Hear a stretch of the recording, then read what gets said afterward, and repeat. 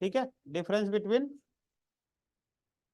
नल versus undefined. नल जो है ना वो रेफरेंस टाइप की वैल्यू होती है। हाँ मतलब एक ऑब्जेक्ट, ऑब्जेक्ट इसको मान लो, ये एक ऑब्जेक्ट टाइप की वैल्यू है, मतलब मेमोरी मिलेगा, क्योंकि नल भी एक वैल्यू होता है। ठीक है, पर ये क्या होता है, अनडिफाइंड का मतलब होता है no value, no space, no memory. ठीक है, जब कुछ भी नहीं देते हो किसी वेरिएबल को, है ना, वैल्यू नहीं देते हो, तो वो अनडिफाइंड होता है ना, टाइप। ये अंतर है। ठीक है, अभी जैसे यहाँ पे लिखा नल, ठीक है ना, तो यहाँ पे इसका रिटर्न टाइप दे देगा ऑब्जेक्ट टाइप। ठीक है, और यहाँ पे हमने वैल्यू नहीं दिया तो ये देगा अनडिफाइंड। यहाँ पे मेमोरी लेगा, ऑक्युपाई होगा, पर यहाँ पे मेमोरी ऑक्युपाई नहीं होगा। इसका टाइप जो होगा वो अनडिफाइंड रहेगा। ठीक है, चलो करके देखो।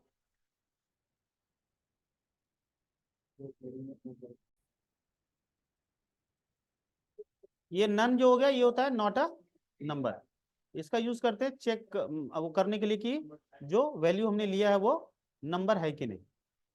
ठीक है, ये एक ग्लोबल प्रॉपर्टी होती है, ग्लोबल ऑब्जेक्ट, है ना, क्या एक प्रॉपर्टी है ग्लोबल ऑब्जेक्ट का। ठीक है, ग्लोबल का मतलब कहीं से भी एक्सेस हो जाएगा। ये कह सकते हैं कि वेरिएबल जो होता है उसका स्कोप ग्लोबल होता है ना। हाँ, इनिशियल वैल्यू जो होता है नन का वो होता है नॉट अ नंबर। एक्सप्रेशन ये सब तो पढ़ा हुआ ही है।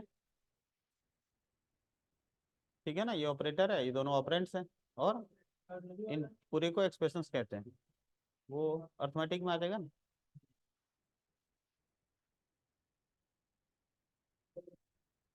ठीक है, असाइनमेंट ऑपरेटर ये तो पता ही है, इक्वल टू करके असाइन करते हैं, है ना। उसी का लिखने का तरीका है। ठीक है, ये यूनरी ऑपरेटर है ना, पढ़ा हुआ है। एक ये देख लो, एक्सपोनेंशियल ऑपरेटर, ये पावर वैल्यू बता देगा। जैसे लिखा हुआ है 3 स्टार स्टार, मतलब हाँ 3 एक्सपोनेंशियल 3। हाँ ठीक है। स्वैप लो प्रोग्राम बनाया था ना, 2 नंबर का स्वैप करना है, ए इक्वल टू, हाँ एक, ए की वैल्यू बी में चली जाएगी, बी की वैल्यू ए में आ जाएगी। उसमें एक्चुअली दोनों चीज आता है, यूजिंग, है ना, थर्ड वेरिएबल, और बिना थर्ड वेरिएबल का एडिशन करके या मल्टीप्लाई फिर डिवाइड करके, है ना।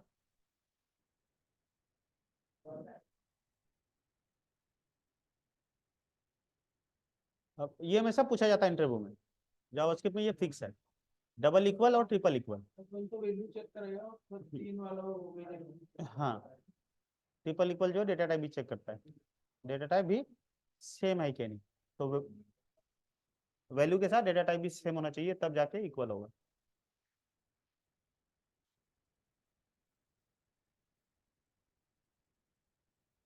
फंक्शन है ना। अब फंक्शन, कॉलिंग फंक्शन और पैरामीटराइज आर्गुमेंट वाला फंक्शन। ठीक है, फंक्शन एक्सप्रेशंस रिटर्न। ठीक है ना, पढ़ा ये सब, अनोनिमस फंक्शन भी पढ़ ही लिया है। Function as an object. ठीक है, हो चुका है सब। इंटरव्यू क्वेश्चन है यहाँ पे, वाई फंक्शन, है ना। एक बार बना लो और उसको अगेन एंड अगेन यूज करो। ठीक है, एक बार बना करके कहीं भी नहीं यूज कर सकते हो। ठीक है, फंक्शन बनाना आता ही है। अनोनिमस फंक्शन ये है ना, ये अनोनिमस फंक्शन हो गया यहाँ पे, है ना, जिसको ऑब्जेक्ट से रेफरेंस कर दिया। ठीक है, टेम्पलेट रिटर्न तो पढ़ाई हुई है, डॉलर वाला। ठीक है ना।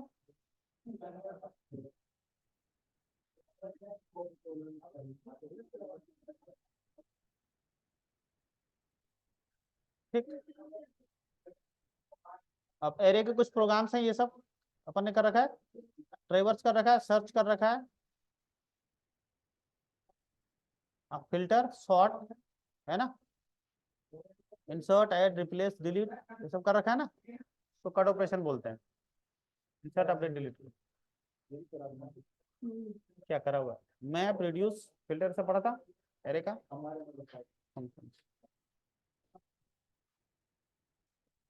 ठीक है।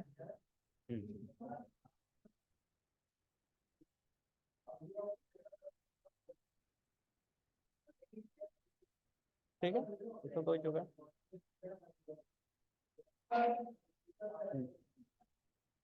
स्केप कैरेक्टर वही बैक स्लैश वाला स्केप कैरेक्टर कहलाता है ना। डेट मेथड तो पढ़ ही लिया था।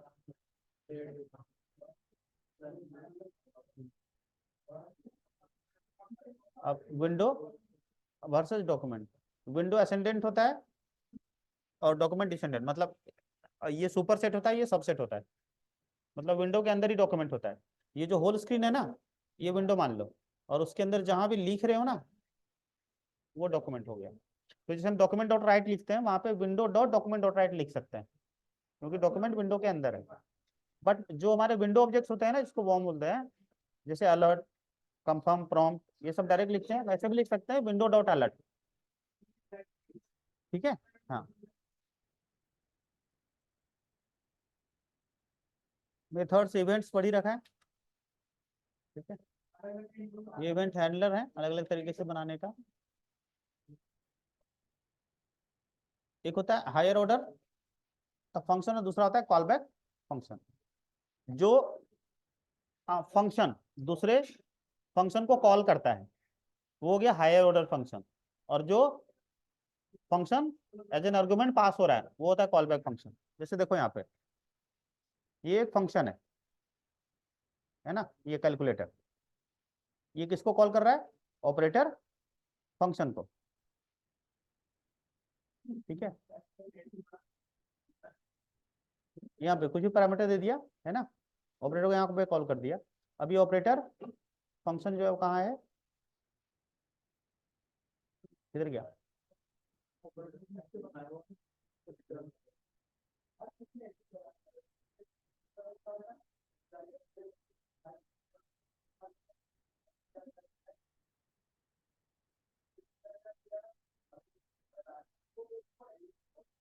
ऑपरेटर फंक्शन कहाँ गया।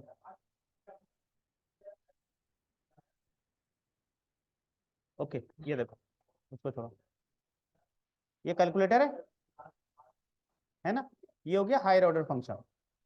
ये जो कैलकुलेटर है ना, ये हो गया हायर ऑर्डर फंक्शन, क्योंकि ये कॉल कर रहा है। और ये जो सबट्रैक्शन है ना, ये वाला यहाँ पे कॉल हो रहा है, ये हो गया कॉल बैक फंक्शन। तो जो एक्सेस करता है, कॉल करता है, वो होता है हायर ऑर्डर फंक्शन, है ना, पहले ये चलता है। हाँ, और एज एन आर्गुमेंट जो हमारा फंक्शन ऑब्जेक्ट चल रहा है, वो हो जाता है कॉल बैक फंक्शन। ठीक है,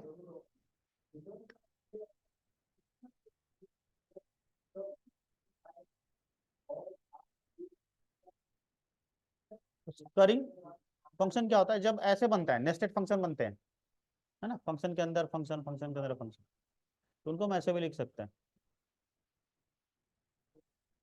हाँ, एरो ऑपरेटर। ठीक है, ये तो पढ़ा हुआ ही है। पहले डिस्ट्रक्टिंग पढ़ा हुआ है ना, है।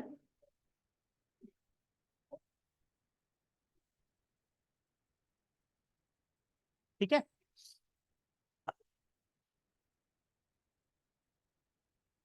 ये हो गया कॉल बैक फंक्शन।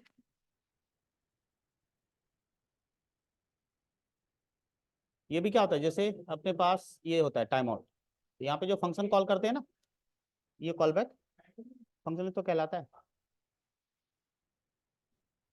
अनोवर फंक्शन तो पता ही है, event, user action, on click वगैरह।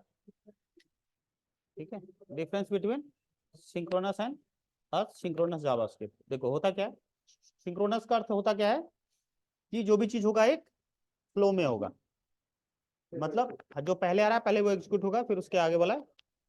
जैसे यहाँ पे हमने दो एक फंक्शन बनाया, अब यहाँ पे कॉल करा किसको, फंक्शन 1 को, तो यहाँ पे जाएगा, ये चलेगा, फिर यहाँ फंक्शन 2 यहाँ चला जाएगा, ये चलेगा, अगेन ये चलेगा। लेकिन हमने जैसे यहाँ पे देखो, यहाँ पे क्या करा, वही चीज फंक्शन 1 को कॉल करा, यहाँ पे फंक्शन 1 ये चला, फिर ये, लेकिन यहाँ पे टाइमिंग दिया हुआ है, यहाँ पे क्या दिया हुआ है, तो उतनी देर रुकेगा, रुकेगा ना, तो फिर यहाँ कंट्रोलर आ जाएगा, तो ये चल लेगा, फिर उतना टाइम हो जब हो जाएगा तब ये चलेगा। इसको बोलते हैं असिंक्रोनस। ठीक है, क्या बोलते हैं, असिंक्रोनस। समझ में क्या, ये कंटिन्यू चलेगा, लेकिन यहाँ पे दे दिया है होल्डिंग टाइम। हाँ, तो जब तक ये होल्ड होगा ना तब तक ये चल जाएगा, ये असिंक्रोनस कहलाता है। तो वही तो हो गया।